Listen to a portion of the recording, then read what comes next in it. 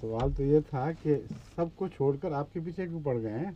ٹھیک ہے یعنی عام طور پر لوگ یہ سوال کرتے ہیں، ہم جو سے لکھ کے بھیجتے ہیں، وہ کہتے ہیں ٹھیک ہے آپ کی باتیں بھی ہوں گی، لیکن آخر علماء کو علم ہے، سب دنیا میں اور بھی فرقے موجود ہیں، ان میں بھی اگر ایسی باتیں تھیں فسق و فجور کی تو ان کے کچھ پیچھے کیوں نہ پڑے، آپ ہی کو کیوں چن لیا گیا ہے؟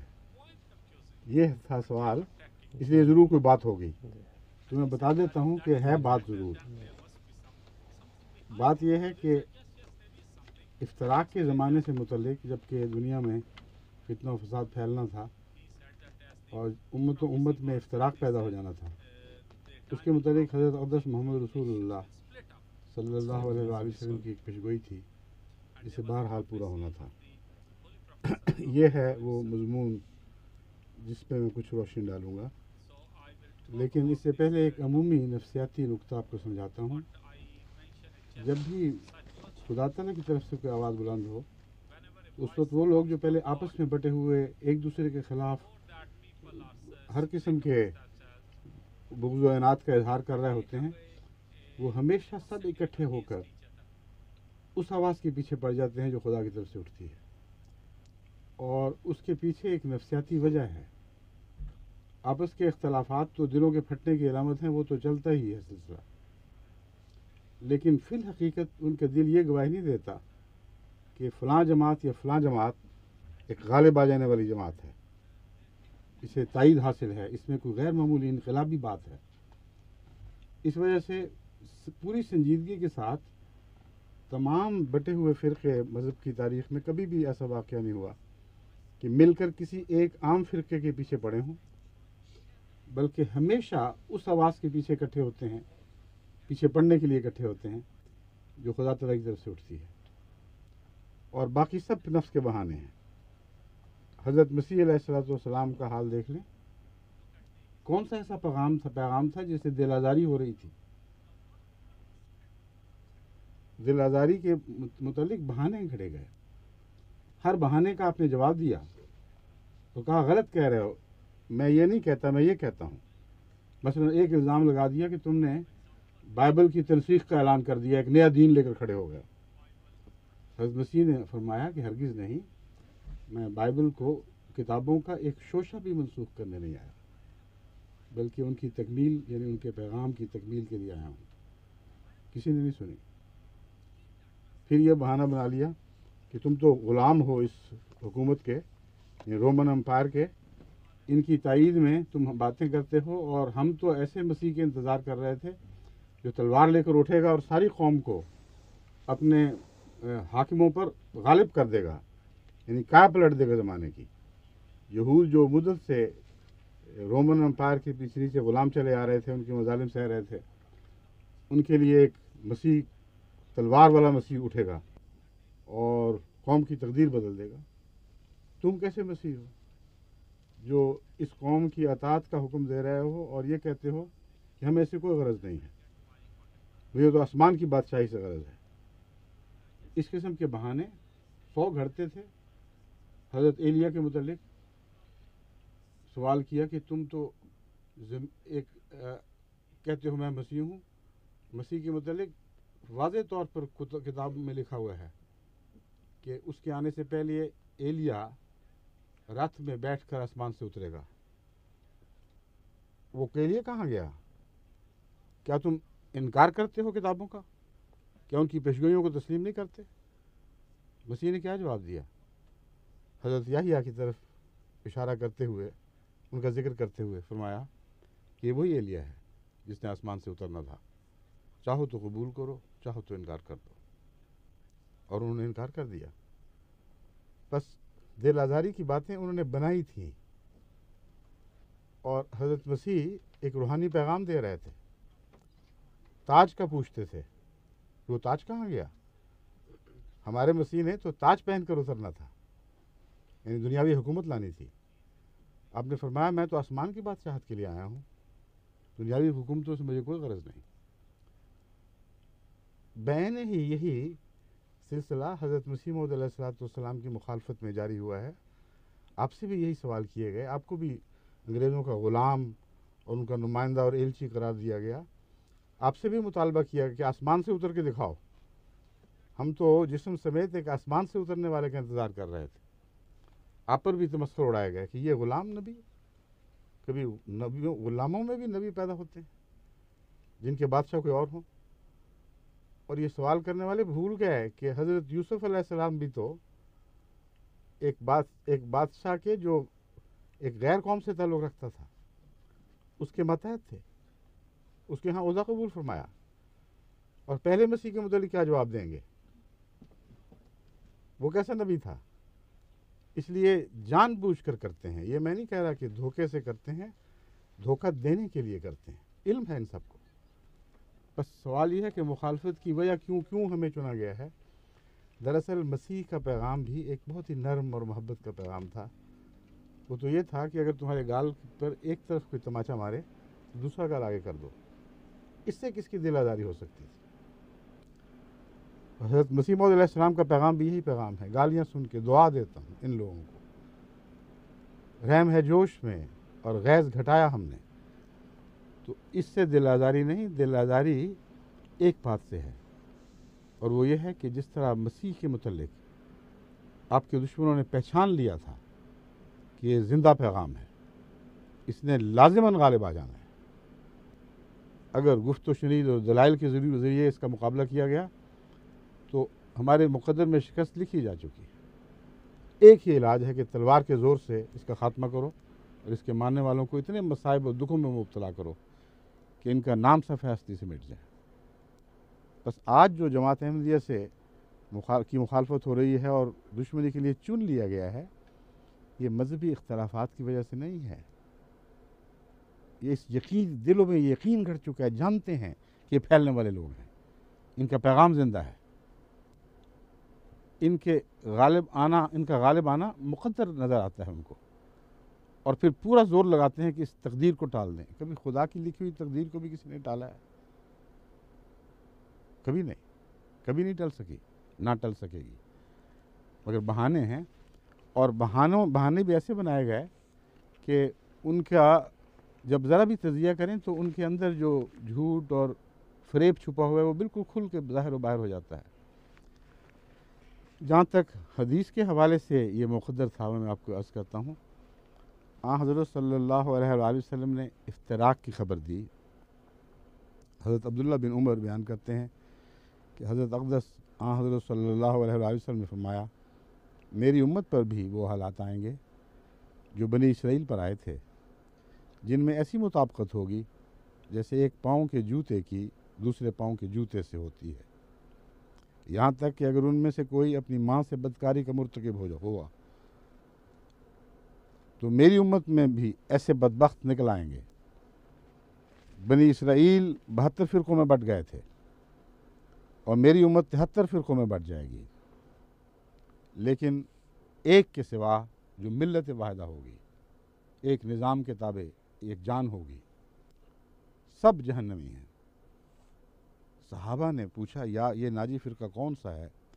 تو حضور نے فرمایا، جو میری اور میرے صحابہ کی طرز عمل پر ہوگا. جس حال پر تم مجھے اور میرے صحابہ کو دیکھتے ہو وہی ان کا حال ہوگا. اس سلسلے میں کچھ میں گفتگو کر چکا ہوں، ان باتوں کو دہراتا نہیں.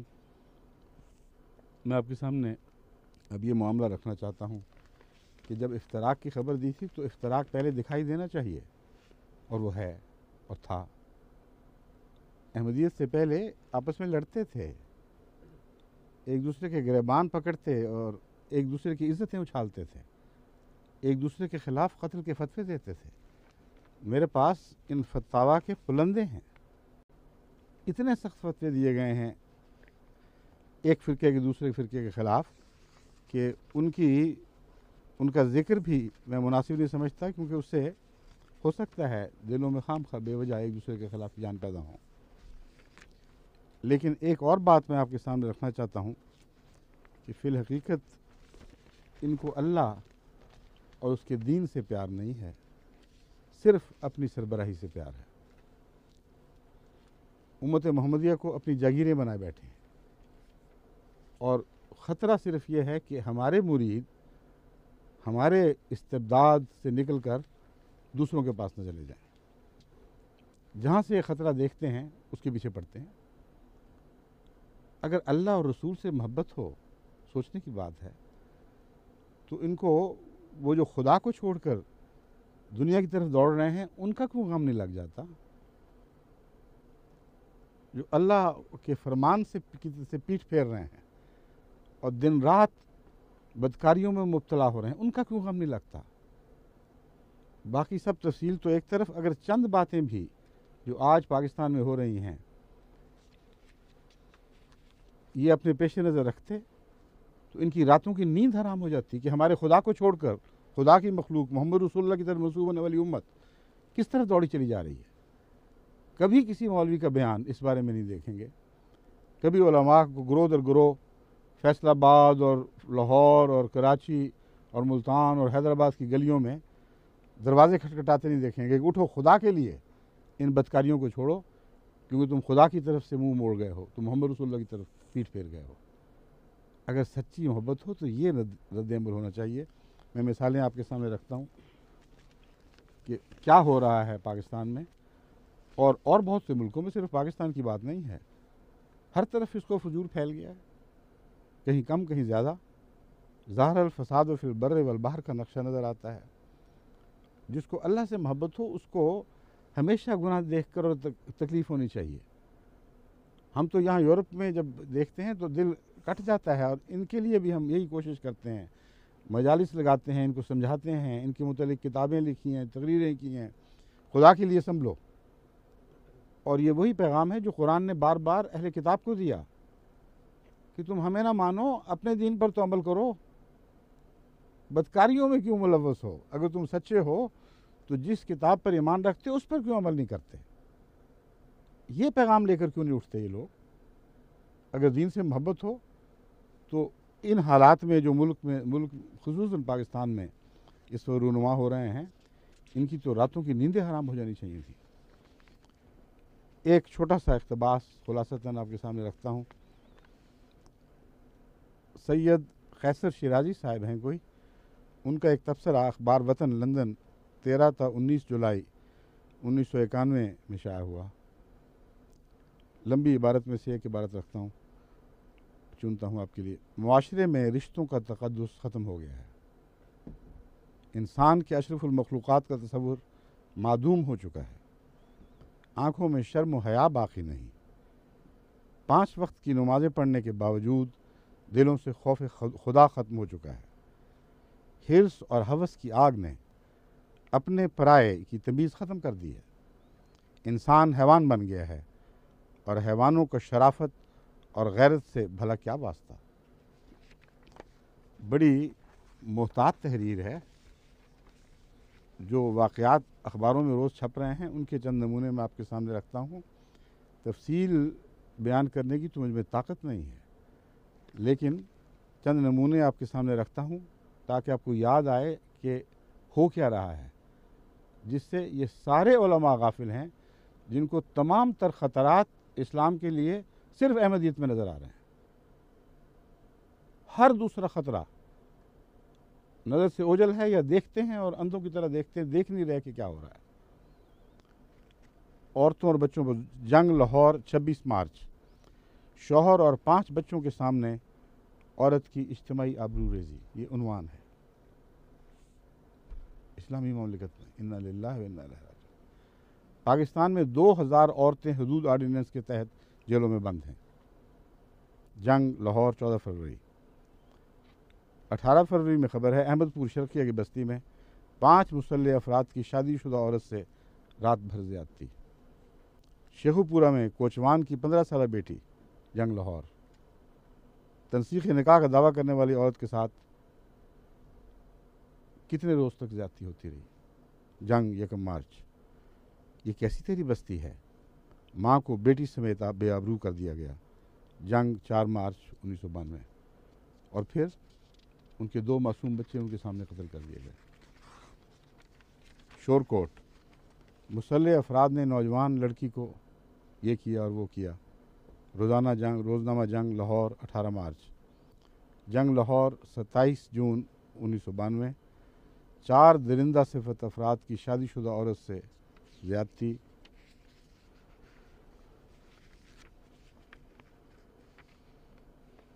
खातून खामद को ढूंढने निकली थी।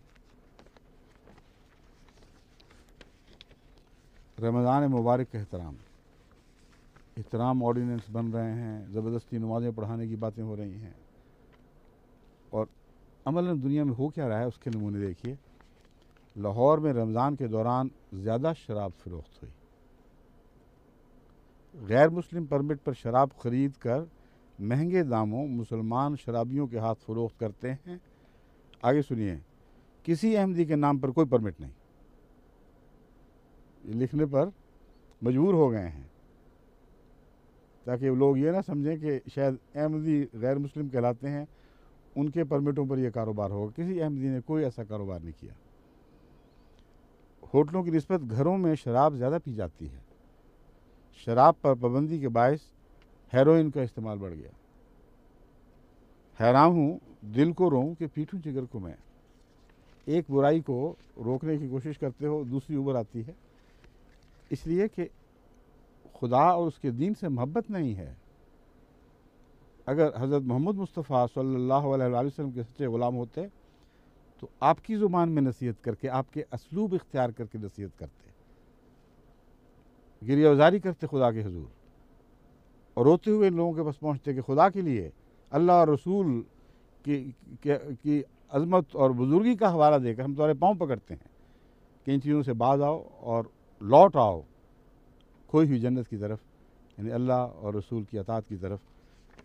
फिर देखते कि खुदा के फजल से कैसा असर होता है, क्योंकि खुदा ताला का कुरान करीम में हज़रत मोहम्मद मुस्तफ़ा सल्लल्लाहु अलैहि वसल्लम से एक वादा है, जो आपकी ज़ात आपके वक्त तक महदूद नहीं, बल्कि आपकी उस ज़ात से ताल्लुक़ है जो हमेशा ज़िंदा रहेगी, जिसका क़यामत तक से ताल्लुक़ है। और वो ये वादा है, फ़ज़क्किर इन नफ़ात ज़िक्रा। ए मोहम्मद, तू नसीहत कर और करता चला जा, और हम यकीन दिलाते हैं कि तेरी ये नसीहत जैसे तू करता है ये ज़रूर असर दिखाएगी, ये रायगां जा नहीं सकती। बस कुरान ने जो नुस्खे दिए हैं वो तो भूल बैठे हैं। कभी गालियों से भी दुनिया की इस्लाह हुई है, कभी डंडों से भी मुआशरा तब्दील हुआ है। कानून साजी से अगर मुआशरों की इस्लाह हो सकी होती तो खुदा ताला को दुनिया में हर जगह अंबिया भेजने की बजाय कानून साज भेजने चाहिए थे, जो मुआशरे में सियासी कानून जारी करते और इस्लाह हो जाती। कभी दुनिया की तारीख़ में सियासी हुकूमतों से कवानीन के ज़रिए इस्लाह नहीं हो सकी, ना कभी हो सकेगी। इस्लाह के अंदाज़ मुख्तलिफ हैं। इस्लाह में अगर डंडाबाजी का मज़मून शामिल होता तो कुरान करीम अल्लाह ताला हज़रत सल्लल्लाहु अलैहि वसल्लम को मुखातिब करके ये क्यों फरमाता, इन्नमा अंत मुसैतिर लस्ता अलैहिम, इन्नमा अंत मुज़क्किर लस्ता अलैहिम बिमुसैतिर। ए मोहम्मद, तू मुज़क्किर है, और मुराद ये है कि तेरी शान की नसीहत करने वाले को किसी डंडे की ज़रूरत क्या है। लस्ता अलैहिम बिमुसैतिर, तुझे हमने उन पर दरोगा तो मुकर्रर नहीं फरमाया, तू मुज़क्किर है, और तेरी शान का मुज़क्किर कभी नाकाम नहीं हुआ करता। तेरी नसीहत काफ़ी है, इसी नसीहत के साथ दुनिया में इनकलाब बर्पा करता चला जा। ये वो पैगाम नहीं है जो 1400 साल पहले रह गया है, पीछे रह गया है। ये वो है जो क़यामत तक इसी तरह जारी व सारी रहेगा, और इस आयत के असर और इसके मंतूक को दुनिया की कोई ताकत ज़ायल नहीं कर सकती। मगर रंग वो इख्तियार करें, नसीहत का वो रंग पकड़ें जो हज़रत अक़दस मोहम्मद मुस्तफ़ा सल्लल्लाहु अलैहि वसल्लम का रंग था। अब ईद उल फितर का जश्न कैसे मनाया जा रहा है। रोज़नामा डेली रिपोर्ट 18 अप्रैल 1992 में लिखा है, ईद उल फितर के मौके पर शराब और शबाब की महफ़िलें, रक़्क़ासाओं पर नोटों की बारिश, अमीरज़ादों की रंग रलियाँ। एक ये ईद मनाई जा रही थी उन लोगों के मुतालिक जिनके मुतालिक हर मेंबर से उलमा उठकर ये दावे करते हैं ये मुसलमान है, ये मुसलमान है, ये मुसलमान है, और जिनके मुतालिक कहते हैं ये काफिर हैं, ये काफिर हैं, ये काफिर हैं। उनकी ईद ये थी कि हर साहिब तौफीक ईद वाले दिन जो कुछ उसको मिला लेकर अपने गरीब हमसायों बल्कि दूर तक गरीबों के घरों पर तक जा पहुँचा। جہاں اپنے بچوں کو کچھ کھلایا وہاں ان کو بھی کھلایا، جہاں اپنے بچوں کو کچھ پہنایا ان کو بھی پہنایا۔ یہ وہ عید ہے جو حقیقت میں حضرت محمد رسول اللہ صلی اللہ علیہ وآلہ وسلم کی عید تھی، اور یہ غیر مسلم ہے۔ سوچتے نہیں، نہ عوام کو سوچنے دیتے ہیں، مصیبت یہ ہے، ان تک بات نہیں پہنچنے دیتے۔ جانتے ہیں کہ جب سچ پہنچے گا ضرور ان کے دلوں پر قابض ہو جائے گا۔ یہ ہے سارا جھگڑا بیچ میں، لیکن ان باتوں کا غم کوئی نہیں ہے۔ اسلام کو نقصان پہنچ رہا ہے، ان کو کیا فرق پڑتا ہے؟ معاشی بدحالی کا یہ حال ہو گیا، قرضوں کا بوجھ 4.5 ارب سے بڑھ کر بجٹ کا خسارہ کم کرنا ممکن نہیں رہا۔ سرتاج عزیز صاحب کا بیان ہے۔ رشوت ستانی کا دور دورہ ہے۔ جنگ لاہور 12 اپریل 92۔ انکم ٹیکس سے مک مکا پالیسی، یہ مک مکا محاورہ ان کا ہے۔ جنگ لاہور 10 مارچ۔ رشوت اور بدعنوانی کے عنوان کے تحت روز اخبار میں جس جگہ آپ اخبار اٹھا کر دیکھیں یہی خبریں آپ کو نظر آئیں گی۔ میں تو اخبار دیکھتا ہوں تو دل کٹ جاتا ہے، دیکھنے کا دل نہیں چاہتا۔ کالا ہوا ہے، کس کے اعمال ناموں سے؟ ان کے اعمال ناموں سے جن کو کہتے ہیں یہ سچے اسلام کے علمبردار ہیں۔ میں تان نہیں کر رہا، میں اس دکھ میں مبتلا ہوں۔ حضرت اقدس محمد رسول اللہ صلی اللہ علیہ وسلم سے اگر تعلق ہے تو ہمیں جو کچھ کہنا ہے کہو، اپنے اعمال تو درست کرو، ان کا تو غم کرو، لیکن ان کا کوئی غم نہیں۔ پولیس کے کردار کے متعلق وہ حشر کروں گا کہ زمانہ دیکھے، یہ تھانے دار صاحب کا اعلان ایک مظلوم خاتون کو برہنہ کرنے پر کیا جا رہا ہے۔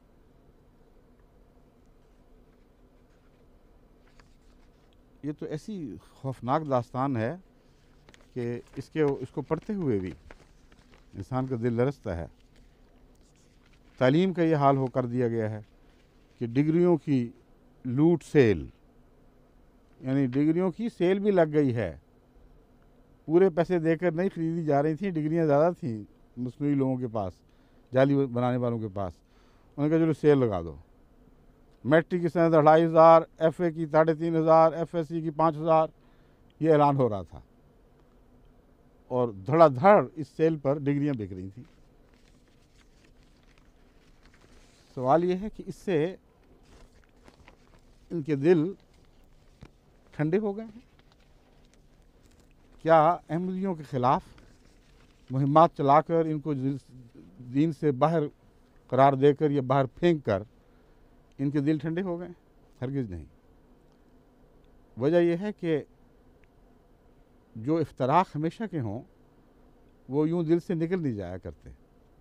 اسی لیے جماعت احمدیہ نے 1974 میں 74 میں جب یہ اسمبلی میں معاملہ پیش ہو رہا تھا، اسمبلی کے ممبران کے سامنے بصد منت یہ بات عرض کی تھی کہ دیکھو ہم تمہیں بار بار توجہ دلاتے ہیں کہ یہ رستہ نہ کھولنا، ایک دوسرے کو اجتماعی طور پر قومی فیصلوں کے ذریعے کافر قرار دینے کا سلسلہ جو شروع ہوگا تو پھر یہ بند نہیں ہوگا۔ جیسے انگریزی میں پینڈوراز باکس کا کھلنا کہتے ہیں، ویسی کیفیت ہو جائے گی اور پھر تم چلتے چلے جاؤ گے اس میں۔ اور خصوصیت سے شیعوں کو متنبہ کیا گیا تھا کہ تم جو ساتھ بیٹھے ہوئے کل تمہاری باری آنے والی ہے۔ اب سپاہ صحابہ کا قصہ دیکھ لیں، لیکن وہ فرق اپنی جگہ پھر بھی قائم ہے۔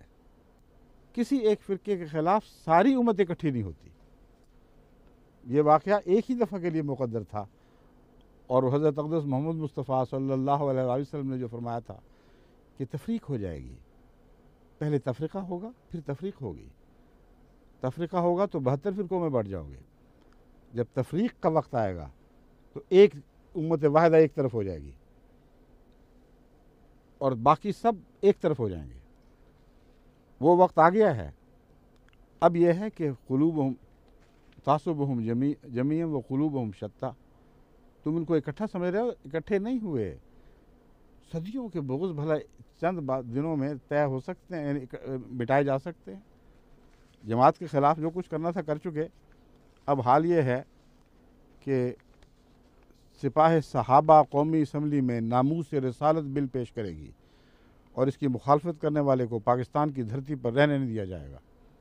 یہ سپاہی صحابہ وہ ہیں جن کا اس وقت نشانہ خصوصیت کے ساتھ شیعہ لوگ ہیں اور بار بار مطالبہ کر رہے ہیں کہ ان کو نکال کر امت سے باہر پھینکو۔ اہل تشیع کو اقلیت قرار دینے کے لیے بل کی تیاری، روزنامہ جنگ 30 مارچ 1992۔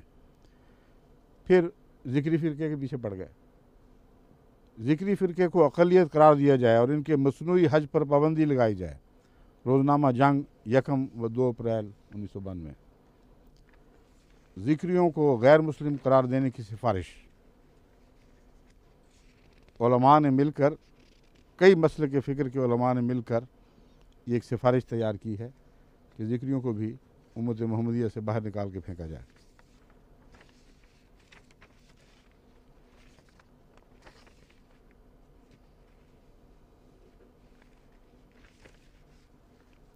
اب سنیے، ایک آغا خان اور آغا خان ہی رہ گئے تھے، اب ان کی طرف بھی علماء نے توجہ مبذول فرما لی ہے۔ ایک ایک کر کے ایک ایک کو سامنے لاتے ہیں، اور اس کی ایک وجہ یہ بھی ہے کہ احمدیوں کے مخالفت کے نام پر کمائی بھی تو ہوتی تھی، اب نکال کے باہر کر دیا ہے۔ جب پھر شور مچاتے ہیں، لوگ کہتے ہیں جو کرنا تھا کر بیٹھے، اب کیا مصیبت پڑی ہوئی ہے، آخر کیا کریں ہم؟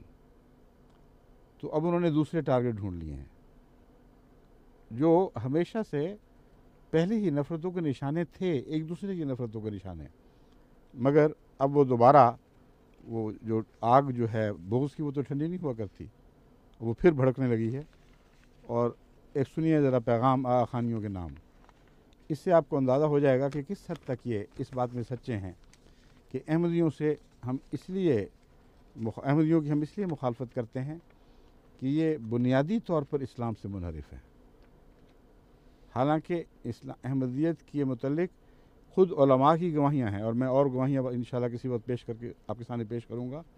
پرانے اہل نظر، اہل فکر کی گواہیاں ہیں کہ جہاں تک اسلام پر عمل درآمد کا تعلق ہے، اسلام کے نمونوں کا تعلق ہے، احمدیوں سے بہتر یہ نمونے کہیں دکھائی نہیں دیں گے۔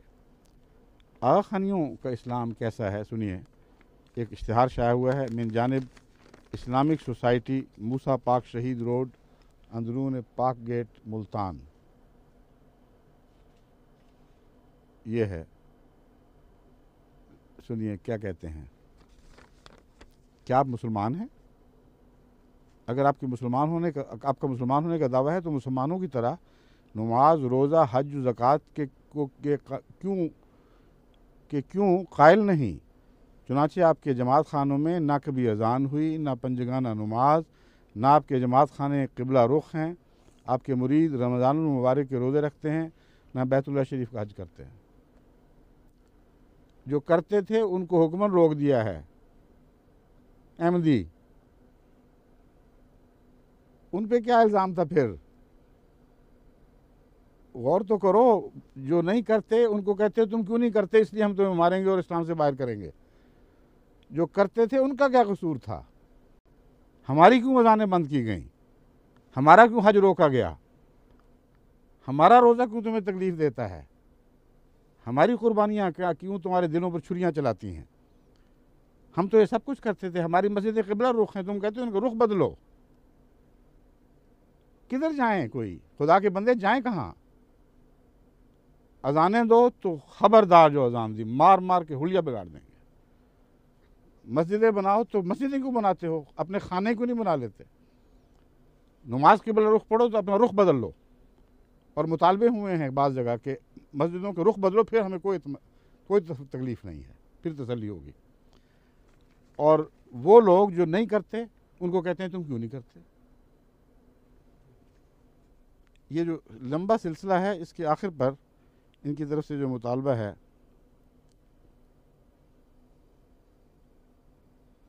مطالبہ جماعت خانہ کو مسجدوں میں تبدیل کیا جائے، جماعت کے ساتھ مطالبہ مسجدوں کو جماعت خانوں میں تبدیل کیا جائے، نصاب تعلیم جو جماعت خانوں میں پڑھایا جاتا ہے اس میں اسلام کی بنیادی ارکان شامل ہوں۔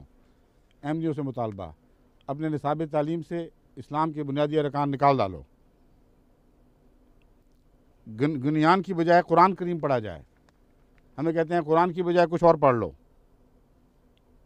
بتائیے اس میں کہاں سچائی ہے؟